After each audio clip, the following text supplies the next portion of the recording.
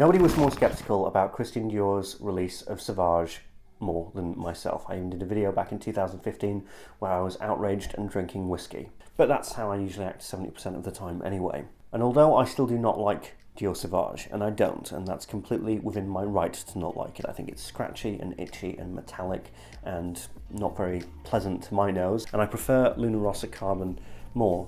There is no question that it became an absolute mega hit. One of the last true, genuine, big hits that we've seen in fragrance for quite a while. So I wanted to put my thinking and my researching cap on and wonder to myself, and hopefully answer to you, why did Dior Sauvage become such a huge hit? How did it become so successful? Well, here are 5 potential reasons why. Number 1, Christian Dior take fragrance very seriously. This will be effectively the theme of this video, and asking some more in detail questions of why is it that other companies don't take fragrance as seriously. You might think to yourself, oh, well, you know, of course companies and designer houses take fragrance very seriously. Of course, all of them do, don't they? Well, that's not frankly true. We have to remember that a lot of these houses that make these designer fragrances are usually couture brands, and they make a tremendous, outrageous amount of money, usually with their custom bespoke fashion, with fashion shows, etc. Fragrance are just another accessory. They're a trinket. They're sort of pennies compared to the money that these companies make with their more clothing-based fashion endeavors. So fragrance can actually get lost in the loop. Of course, they'll put on a token advertisement like Yves Saint Laurent have with Y, or they'll do some nice cutesy adverts, and they'll put some good token effort promotion into their work. But when it comes to a huge full-scale launch, Christian Dior go for the jugular. They put so much money, so much effort into buying advertising space and getting huge celebrities involved with their advertising campaigns. Of course, we're going to be talking about that in a second, with, of course, Johnny Depp being the face of Dior Sauvage, but they did it with Charlize Theron, with J'adore. They virtually produce movies when they're advertising their fragrances, and the amount of bus stops and posters and billboards that they put into their fragrance releases are just second to none. They're completely outstanding. They take fragrance seriously, and they want you to take their fragrances seriously as well. Their campaigns, the effort, the money that they put into a fragrance release, and continuously cycling, especially in holiday seasons, is massive. And it puts other fragrance houses to shame. If they wanted you to feel as though Dior Sauvage was the biggest blockbuster fragrance release of that year, they could, and they did. Number 2, it was an amalgamation of many popular fragrances that had been released before. One of the common criticisms that many people give, and I gave, about Christian Dior Sauvage is that it felt as though it was just a combination of Bleu de Chanel and Aventus, and I still stand by that. But that only added to its success in hindsight. Francis Demachy had taken what was popular around that time, which of course was blue fragrances, and he had the foresight to realise what was happening and what the inevitable explosion of blue fragrances were going to be. It was a brilliant example of forward thinking, and it took what was potentially going to be the big successful thing, which was a bit of sweetness with some heavy citrus, and combining it. Also, he used the synthetic compound known as ambroxan. This was, of course, a nod to the high popularity of Aventus, which was using ambergris. Now, whether ambergris, which is effectively whale sick, or a component of whale sick, it's not very pleasant to talk about, but there is an argument of whether Creed or any of these niche houses even really use actual ambroxan or not, and we're not going to get into that. But what is definitely not ambergris is ambroxan, which is a synthetic compound, and Francis Demachy used it to give it that sea-like, exuberant, energetic citrus note in Sauvage.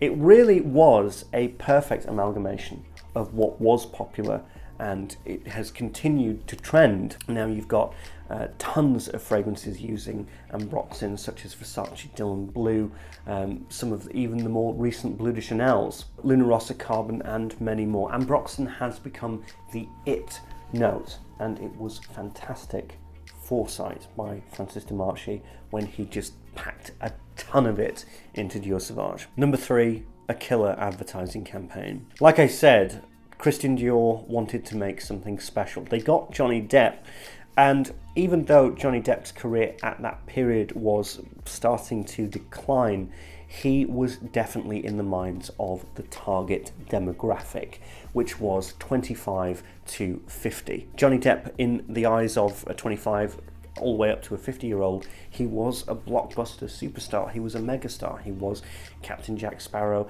In fact, some people have even remembered him from 21 Jump Street. He was a legitimate bona fide star. That, along with the whole wild advertising campaign with, the fires and living out in the wild and just all of that kind of stuff, it was an incredible piece of advertising that had a tremendous amount of effort and ideas put into it. Now, their wrist did get slapped, of course, when Dior Sauvage Parfum was released, and the whole controversy with the cultural appropriation of Native American Indians. I don't really have an opinion on that, but it did happen, and there was a backlash. But before then, with the initial campaign that could be seen everywhere, it was a fantastic campaign. It's obvious that there was such a tremendous amount of money put into not just the campaign itself, but the desire for it to be seen everywhere.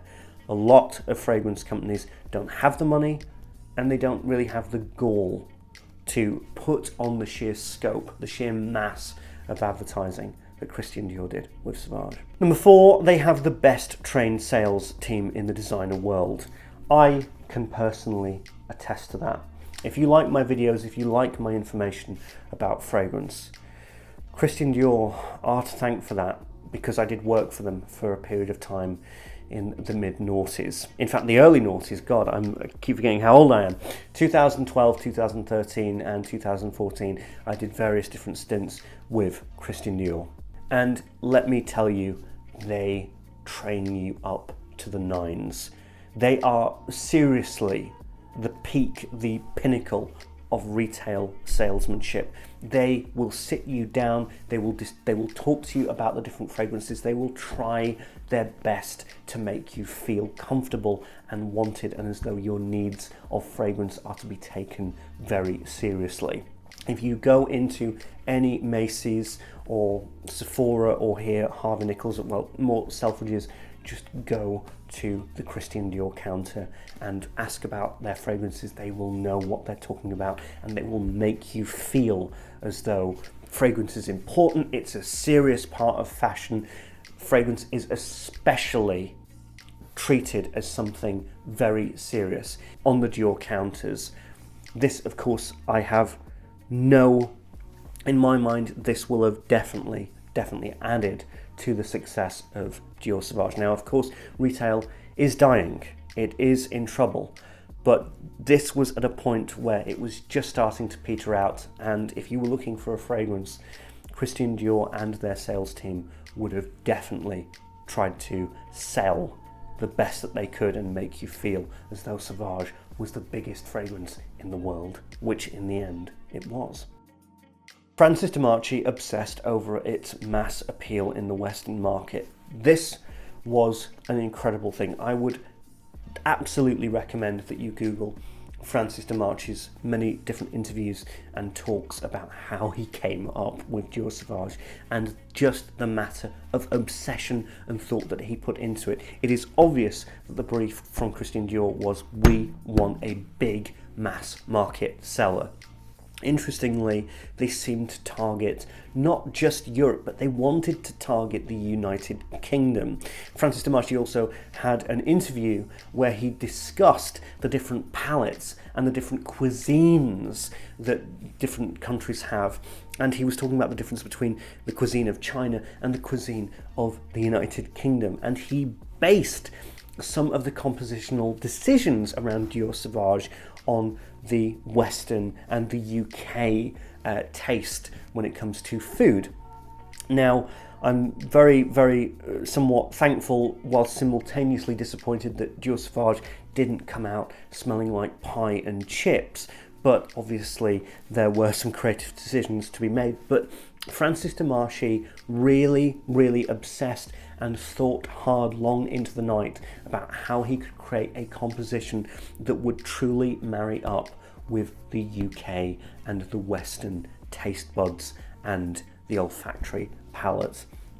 That alone, when I was researching this video, did make me respect Dior Sauvage a little bit more, and that's really saying something. All in all, Dior Sauvage, whether I like it or not, and I still don't, is one of the greatest and most successful releases in the fragrance world. You yourself were probably brought into this fragrance world and the YouTube Fragcom by Dior Sauvage alone, which is amazing. Anyway, hope that you got some information from this video, and if you did, please consider subscribing and hitting that notification bell. I'm the Fragrance Apprentice. Thanks so much. Hope you enjoyed the video. I'll see you tomorrow. Bye.